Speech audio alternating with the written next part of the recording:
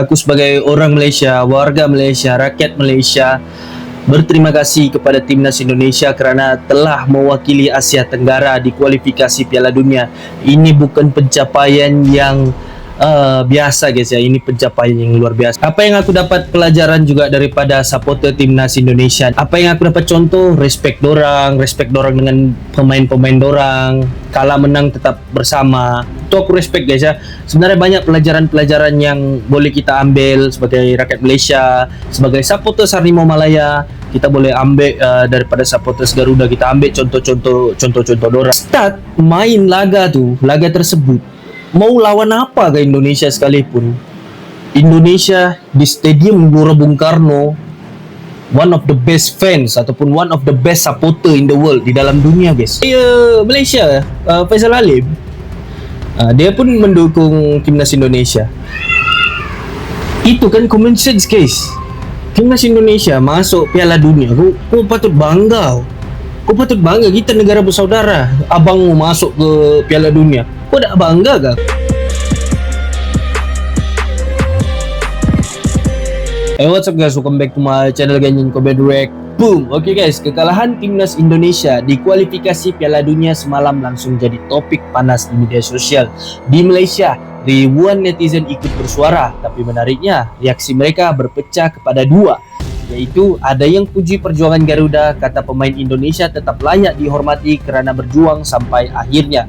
Namun tak kurang juga yang mengeluarkan sindiran tajam menuduh Indonesia terlalu bergantung pada pemain naturalisasi dan gagal memanfaatkan peluang.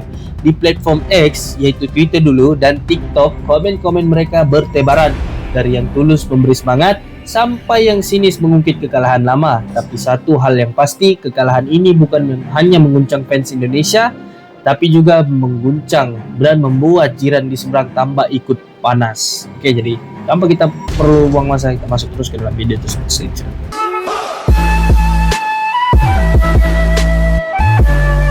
Harimau Malaya kepada supporter Timnas Indonesia. Apa benda ni weh? Abang rasa semua orang dah tahu perjalanan Indonesia ke Piala Dunia 2026 telah tamat setelah kalah 1-0 kepada Iraq. Banyak orang DM abang minta buat video kupas game pagi tadi dan juga bagi pendapat tentang siapa yang patut dipersalahkan. Benda macam ni lagi baik kamu tanya profesional yang lebih berpengalaman macam ni. Hari ini abang ada benda yang lebih penting untuk disampaikan. Setelah lebih dari 1 tahun mengikuti bola sepak sang Garuda dalam perjalanan ke Piala Dunia, abang nak cakap terima kasih Timnas Indonesia. Sejujurnya ini ialah satu pengalaman manis yang tidak akan saya lupakan. Daripada tengok setiap game, mengikuti pemain baru yang masuk, melihat pertukaran jurulatih, sampai abang sendiri pun pergi ke Gbk.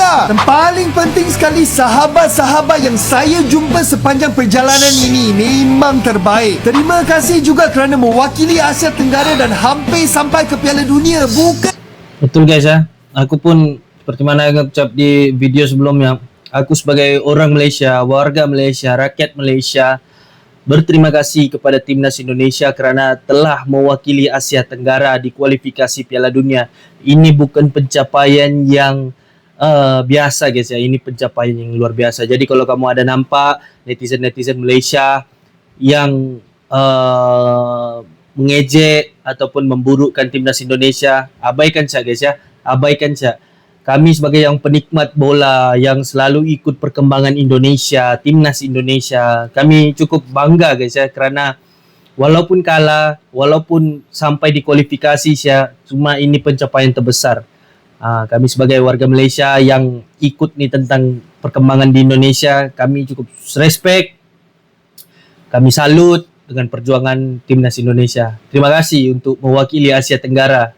Terima kasih guys ya. Sesuatu yang mudah. Ini akan menjadi pendorong kepada kita semua untuk terus bekerja keras untuk menaikkan bola sepak negara masing-masing. Dan last sekali, terima kasih fans Timnas kerana menjadi contoh kepada abang untuk lebih passion dan sayang kepada pasukan kebangsaan sendiri. Jangan sedih kawan-kawanku, abang yakin sang Garuda akan bangkit dan terbang lebih tinggi selepas ini. Betul, respect. Tapi apa yang aku dapat pelajaran juga daripada supporter Timnas Indonesia ni. Okey, sebenarnya ada pelajaran guys ya. Bukan setakat-takat aku mau react, aku cakap, oh bestnya Timnas Indonesia ni, tengok dong supporter. Bukan, ada pengajaran di sebaliknya. kalau kita nampak pengajaran apa yang boleh kami sebagai rakyat Malaysia dapat untuk kami ikut seperti itu, menjadikan Indonesia punya supporter sebagai contoh. Okey, di sini aku cakap supporter Indonesia apabila bola sepak ni bermain memang aku cukup respect sebab dorang habis siap permainan mereka akan stay situ, akan menyanyikan lagi lagu Tanah Airku Indonesia tu. Dan apa yang aku dapat contoh, respect dorang dengan pemain-pemain dorang, kalah menang tetap bersama. Itu aku respect guys ya.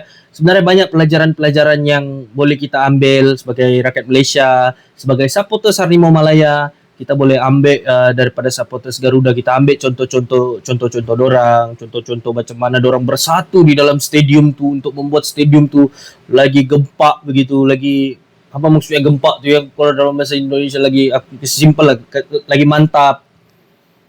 Kalau kita nampak game mana-mana ada supporters Indonesia di dalam, ada timnas Indonesia main di dalam, aku boleh jamin guys, stadium Gelora Bung Karno, stadium utama Gelora Bung Karno akan penuh.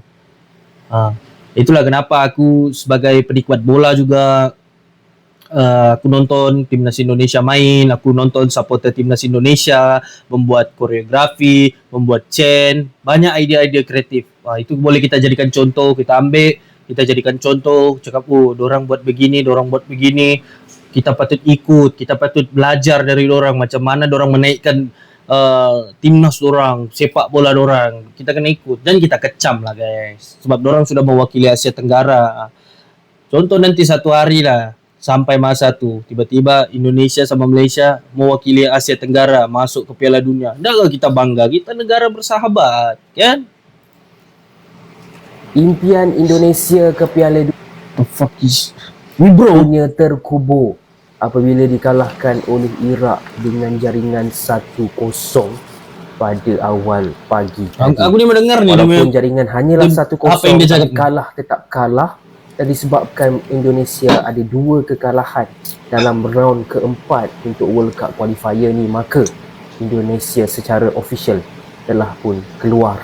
Tiada lagi peluang untuk Indonesia pergi ke Piala Dunia untuk tahun 2026 lah.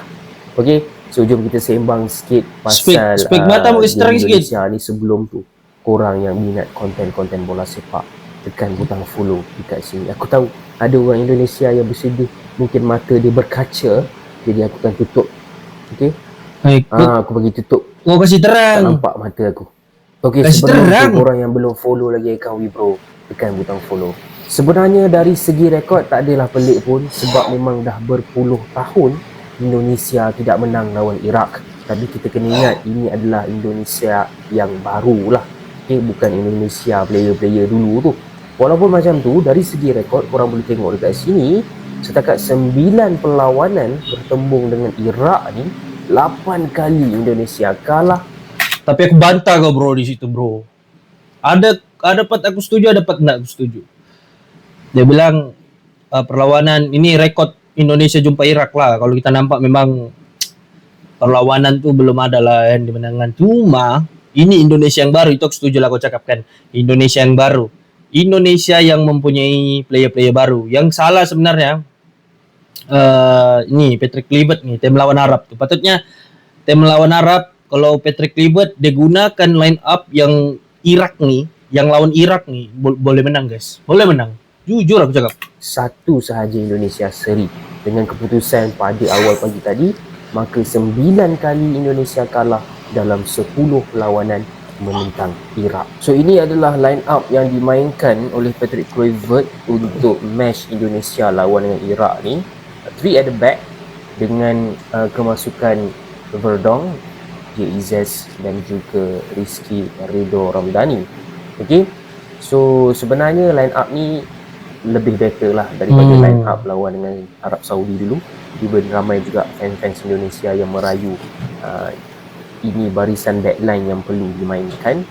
Okay, so boleh kata Kluivert sedikit sebanyak dengar lah cakap-cakap orang Indonesia kan.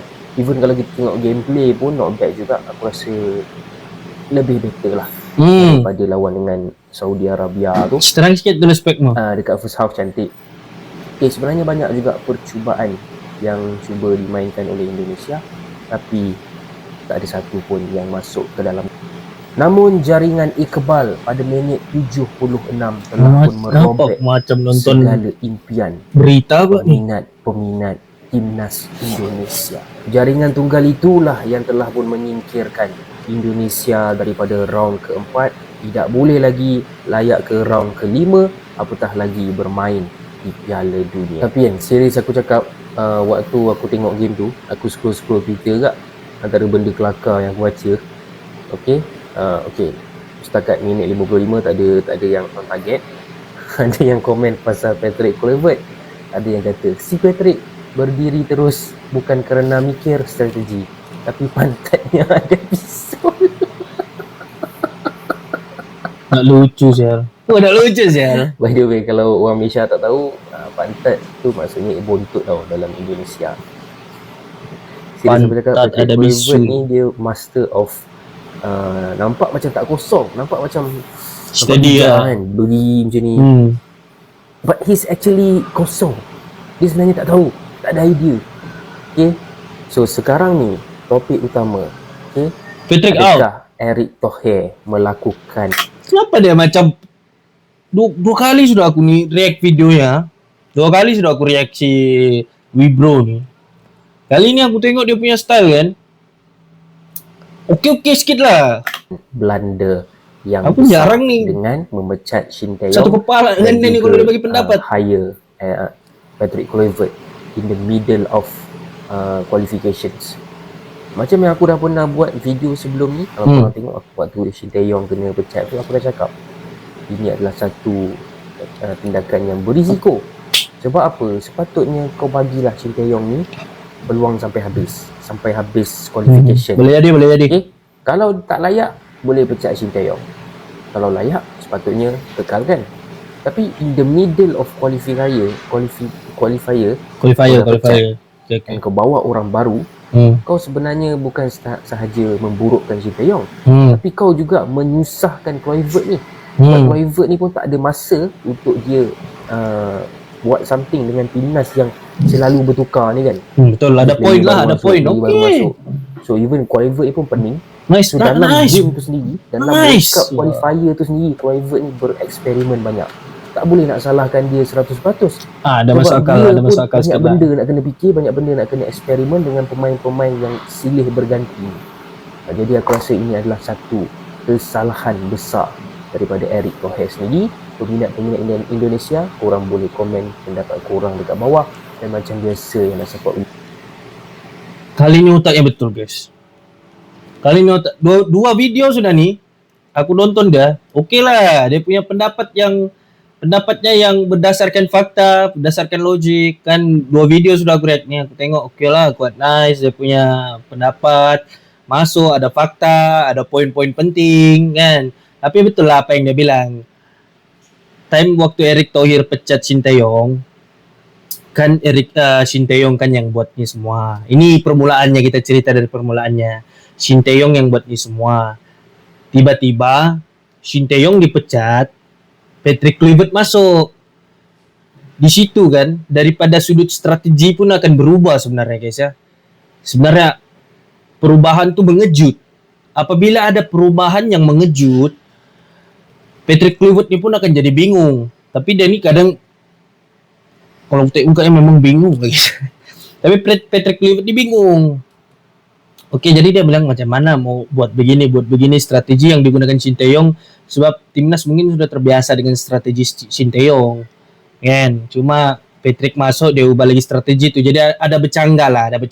Itulah kenapa kalau ganti-ganti pelatih ni kan, pelatih ni sentiasa akan buat eksperimen baru terhadap dia punya player. Dia mau nampak dia punya player main macam mana. Cuma kalau aku mau suggest untuk Patrick Kluivert ni, kalau dia mau buat begitu, dia kena nampak game player-playernya yang main di Liga 1 kah, di Liga Eropah, Liga Inggris kah. Dia kena tengok di situ. Jangan dia time-time yang ada begini, time-time ada acara-acara penting baru dia mau tengok. Patutnya lebih awal dia tengok.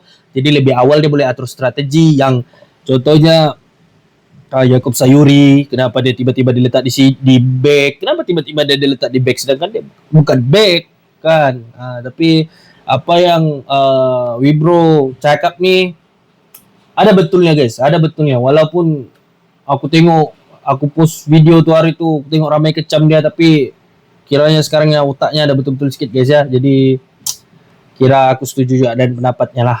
Dan ada lah ya, ada yang tidak setuju, ada yang aku setuju lah gitu. Apa nih? Reaksi netizen Malaysia Indonesia gagal ke Piala Dunia 2026. Mari kita baca satu-satu ya. Oh, hari yang mantap. Syamirul, selamat Indonesia lolos Piala Dunia lemparan telur. World Cup FIFA rank, timnas botol kah, mentality baling botol, memang level bancu simen, memang level bancu simen. Bangun tengok ini, full ketawa. Tanya Indonesia layak ke Piala Dunia lontar botol. Tapi jujur aku cakap ya, kamu yang komen-komen begini, patutnya kamu bangga. Patutnya Indonesia, kenapa aku cakap patut kamu bangga? Indonesia sudah bawa nih ke Asia Tenggara. Bukan ke Asia Tenggara, Indonesia mewakili nih, wakil Asia Tenggara guys. Wakil Asia Tenggara masuk ke qualifier Piala Dunia. Patut kita bangga, bukannya untuk kita kecam. Kamu tak malu gak kalau orang cakap yang, wih, pemain warisan kamu 7 orang itu palsu? Malu kan? Jadi apabila dia simple Syah. Orang mau respect kita respect orang. Simple. Kau jumpa di mana-mana orang, kau dah respect, kau confirm kena hantam, kau confirm kena pukul. Tapi kalau kau jumpa orang, kau respect sama dia confirm respect kau, itu otomatis common sense orang panggil, common sense. Tapi kalau ada yang begini, ini bukan kau minta direspect. Ini kau mengkeruhkan lagi keadaan tuh. Cuma ini netizen yang aku boleh cakap netizen yang belum matang lah. Netizen yang belum matang. Oke, belum cukup panjang berfikir, belum sunat lah. Gitu simple. Hello Mustafa. Halo, How are you bro? Jurnalis Irak bicara laga Indonesia vs Irak dan nostalgia di Stadion GBK. Mustafa. Bro, I want to ask you a Besar question sih badan Mustafa nih. this round, right? So, how's the expectation of Iraqi people to this national team to qualify directly for the World Cup? Look, the Iraqi people have a trust with this national team to qualify to 2026 World Cup. Yeah. So the Iraqi, we have all trust about our coach, our player. So we can do it and go to the World Cup. Okay. About tomorrow's match against Indonesia? There is no match in the world. It's easy. All the match is difficult. It will be a difficult match, but I know and have a trust with my players, so I think it's Iraq win. Okay. Mustafa, I know you coming right in Jakarta in the last meeting. Last year I came to Jakarta. What do you think about Jakarta? It's a very beautiful place. I go to the stadium. Yes. What's its name? Gelora Bung Karno. Gelora Bung Karno. And remember the 2007 when we achieved the Asian Cup. I go with Yunus Mahmoud, the legend of Iraqi. Yes. Oh, you go there in 27? You go? You go to Jakarta? No. I go to remember the. Oh yeah. The memories 2007. It's a good place, and it's all the time rain. Yeah. And I love rain. Oh, you like Because no rain here, rain? right? It's a no wet rain here. day. Like my country, there is no rain. It's Okay. a little bit rain. Oh. Just in winter. Lah, musim dingin Okay. je. Thank you Mustafa. Welcome. Yeah. Mustafa, kau belum jawab tuh soalannya Mustafa. Kau jaga kau. Kau belum lagi jawab tuh soalan.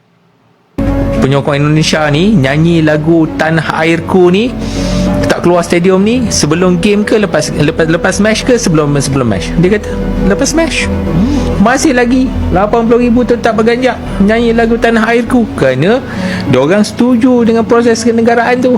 Ini kita jangan salahkan player tu. Kerana kita sendiri kita nak proses kenegaraan itu memang perlu kita buat, tapi kita yang melaksanakan proses kenegaraan tu tak ada jiwa. Jadi Faham. susahlah. Jadi bila kita ambil, bila dia main tak elok sikit, kita nak menyalahkan pemain tu. Berbeza. Pada hari ini, inilah satu unit ataupun satu department yang harus diberikan bunga lah pada hari tersebut. Tak mudah. Aku tengok GBK Gelora Bung Karno was bouncing from the first minute.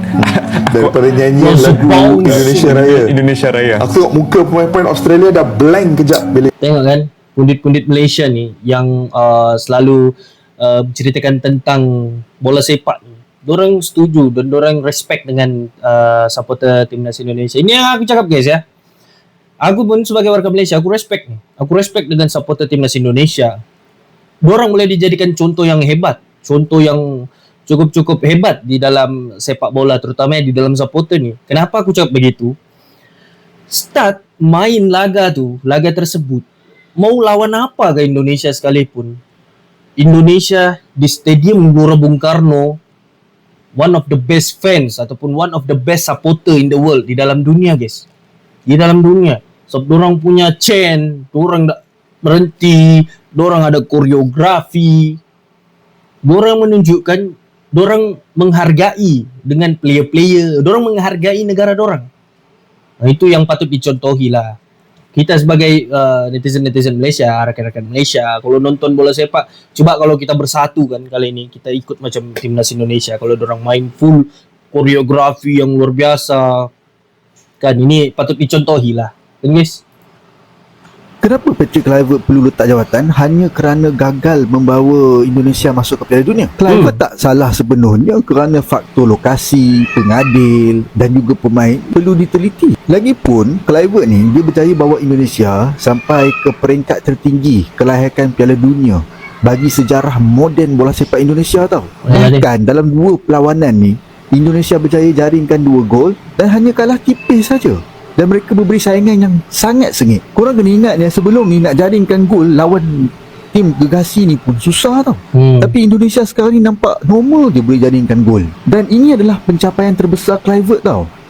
Dan mungkin pencapaian terbesar jurulatih-jurulatih yang pernah menjadi jurulatih pasukan Indonesia. Lagipun Kluivert ni masih baru kan. Bagilah dia peluang. Bagi dia masa untuk pimpin pasukan Indonesia. Apa pandangan korang dalam bab ni? Tuliskan. Kalau aku lah, pandangan aku dalam bab ni. Actually kan, kalau kamu mau aku suruh jujur, kesalahan ni sebenarnya Patrick Kluivert 70-30 lah, 70-30% dah. Satu, kenapa aku cakap begitu? Patrick Kluivert ni dia lambat tengok keadaan, dia lambat tengok situasi, apa yang berlaku, pertukaran apa yang perlu, strategi apa yang patut digunakan, line up apa yang patut dibagi. Dia ada lambat sikit guys ya.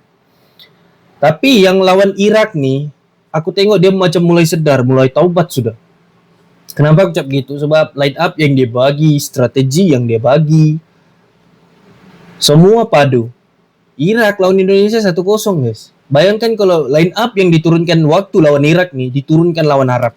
Apa yang akan jadi dengan Arab tu? Confirm bantai-bantai, kena bantai tu Arab. Dengan wasit pengadil yang adil, wasitnya tu. Kan? Satu lagi, aku boleh katakan, kenapa aku boleh katakan 70-30? Sebab sebenarnya yang buat semua ni permulaan dari Sinteyong. Sinteyong dipecat, masuk Patrick Kluivert. Jadi dia rombakan strategi di dalam tu akan kacau, confirm akan kacau ya. Jadi yang biasa sudah player-player timnas Indonesia ni pakai strategi Sinteyong akan berlanggar dengan strategi Patrick Kluivert ni. Jadi gitulah aku cakap lah. Simple saja lah guys ya. Ada positif negatif lah. Menggunakan pemain naturalisasi dan juga warisan. Ini yang Indonesia sedang lakukan. Sebab Indonesia dia tak, sebenarnya dia istilah naturalisasi tu tak ada pada Indonesia. Dia sebenarnya pemain warisan. Dia mensyaratkan pemain yang warisan lah, sebab iyalah betul lah pemain warisan. Malaysia cemburu timnas Indonesia berpeluang ke Piala Dunia. Kamu melihat Indonesia berpeluang ke Piala Dunia sebagai orang Malaysia, beri dukungan seperti apa? Ya, happy. Saya tak boleh cakap apa sebab kita dengan Indonesia ni bersaudara ya. Apabila pasukan Indonesia berjaya, pasukan kita mungkin belum lagi berjaya, kita rasa cemburu, kita rasa ya sudah tentu sebab semua pemain mahukan yang terbaik, yang tertinggi. Apapun kalau satu perlawanan lagi untuk mengesahkan good luck, yang terbaik untuk Indonesia. Apa-apapun kiranya Indonesia layak, Malaysia juga kongsi gembira. Tengok tu. Ini netizen yang macam tai semua. Heran juga aku. Netizen pula yang combo-combo. Player Malaysia, Faisal Halim, dia pun mendukung timnas Indonesia. Itu kan common sense guys. Timnas Indonesia masuk Piala Dunia, kau patut bangga. Kau patut bangga, kita negara bersaudara. Abangmu masuk ke Piala Dunia. Kau tak bangga ke kualifikasi Piala Dunia pun? Aku orang Malaysia, aku tengok, bapak bangga siap. Ini kau mau kecam-kecam lagi. Prestasimu apa boy? Tukang netizen kecam ni. Apa prestasimu? Kan? Betul ke?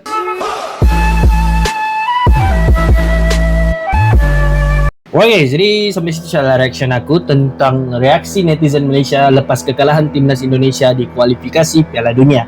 Jadi kalau kita nampak semua ada beberapa netizen lah. Ini aku boleh cakap netizen yang tiada akhlak, tiada respect.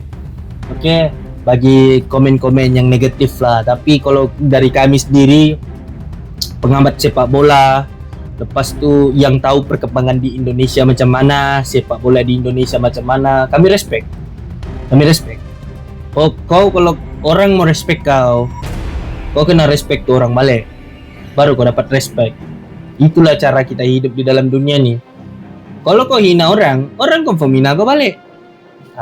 Paham kan maksudku? Jadi apabila kita mau orang tu respect kita kena respect orang. Sebab kita ni Malaysia dengan Indonesia bukannya orang lain, kita ni bersaudara kan. Bahasa pun lebih kurang Syah. Tapi kalau kita lihat dari sudut lain, itu memanglah negara adik-beradik, abang dengan adik tetap akan bergaduh walaupun macam mana sekalipun rapatnya. Tapi kalau bab-bab begini jangan bagi komen-komen negatif. Patutnya bagi dukungan juga terhadap timnas Indonesia. Sebab kenapa aku cakap begitu? Dorang mewakili Asia Tenggara masuk ke kualifikasi Piala Dunia. Kita patut berbangga, kita sebagai rakyat Malaysia patut berbangga juga. Sebab negara Indonesia masuk, negara saudara, abang kepada Malaysia masuk. Kau patut bangga. Ini bagi kau satu situation. Kalau abangmu dapat kejayaan, abangmu dapat satu pencapaian, kau tak bangga ke? Seperti begitu juga nanti seandainya Malaysia ni masuk ke kualifikasi Piala Dunia, Indonesia tetap akan bangga sebab bersaudara guys. Jadi tolong masukkan di dalam diri kita tu, orang mau respect kita kena respect orang balik. Walau bagaimanapun. Ya, supaya kita ni makin banyak kawan, makin senang kita bergaul. Dan satu lagi, aku respect dengan supporter timnas Indonesia. Kenapa aku cakap begitu? Sebab dorang sudah tunjukkan dorang punya nasionalisme memang cukup padu. Tak payah dicakap banyak lagi, tak payah dikasih urai-urai lagi. Memang. Alright guys, jadi sampai situ reaction aku dari sini. Next video,